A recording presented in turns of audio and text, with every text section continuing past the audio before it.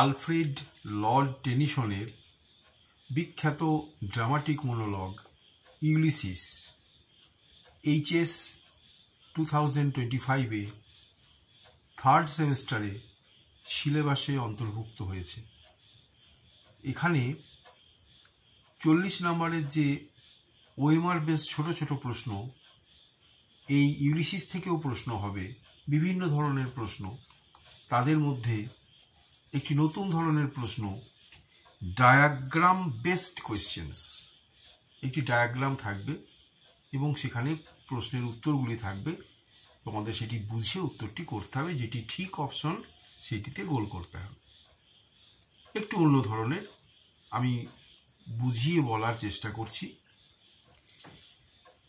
একটি গোল করা আছে সার্কেল, সার্কেলের ভিতরে একটি কোয়েশ্চেন মার্ক, তার তিন দিকে তিনটি গোল, একটি লেজি মানে অলস, একটি ইগনোরেন্ট মানে অজ্ঞ, একটি আনঅ্যাম্বিশাস মানে যাদের উচ্চাকাঙ্ক্ষা নেই। এবার নিচে আছে people of Ithaca, Telemachus, companions of Ulysses, Achilles. মানে এই যে চারজনের কথা আছে, এই চারজনের সাথে এই যে তিনটি বৈশিষ্ট্য লেজি, ইগনোরেন্ট, আনঅ্যাম্বিশাস, কার মিল বেশি হবে? টেলেমাকাস মোটেই নয়, কম্প্যানিয়নস অফ ইউলিসিস সেটাও নয়, অ্যাকিলিস তিনি তো বীর, তাহলে থাকলো কে? পিপল অফ ইথাকা, ইথাকার লোকেরা, যাদের স্যাভেজ বলা হয়েছে, অশিক্ষিত বর্বর, যাদের জন্য ইউলিসিস সেই রাজত্ব ছেড়ে দিয়ে টেলেমাকাসের হাতে রাজত্ব অর্পণ করে তিনি আবার রোমাঞ্চকর ভ্রমণে যেতে চান। তাহলে এই মাঝের গোলে কোনটা হবে?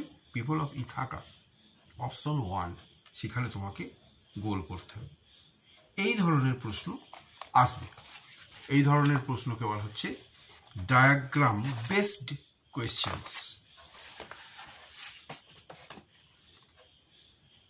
মাঝে একটি গোল আছে, গোলটির মাঝে কোয়েশ্চেন মার্ক, তিন দিক আছে, একদিকে আছে ইউলিসিস, একদিকে আছে পেনেলোপ, একদিকে আছে টেলেমাকাস, তিনটি চরিত্র। প্রশ্ন লাইন আগে, the place to which all this three characters are connected is. The place, যে স্থানের সঙ্গে এই সমস্ত চরিত্রগুলি যুক্ত হবে সেই স্থানটির নাম ইজ। চারটি অপশন আছে, অ্যাথেন্স, ট্রয়, ইথাকা, ইটালি। অবশ্যই অ্যাথেন্স নয়, ট্রয় নয়, ইটালি নয়, ইথাকা। ইথাকাই গোটা ড্রামাটিক মনোলগটা।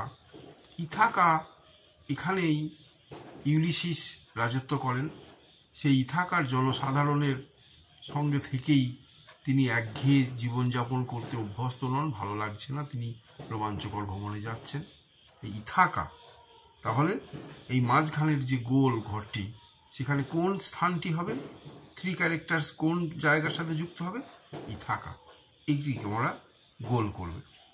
এই ধরনের ডায়াগ্রাম বেসড খুব ভালো করে বুঝতে হবে, কবিতাটি ভালো করে পড়বে এবং ভালো করে বুঝবে প্রশ্নের উত্তরগুলি করতে গিয়ে ঠিক কিভাবে করলে সঠিক হবে।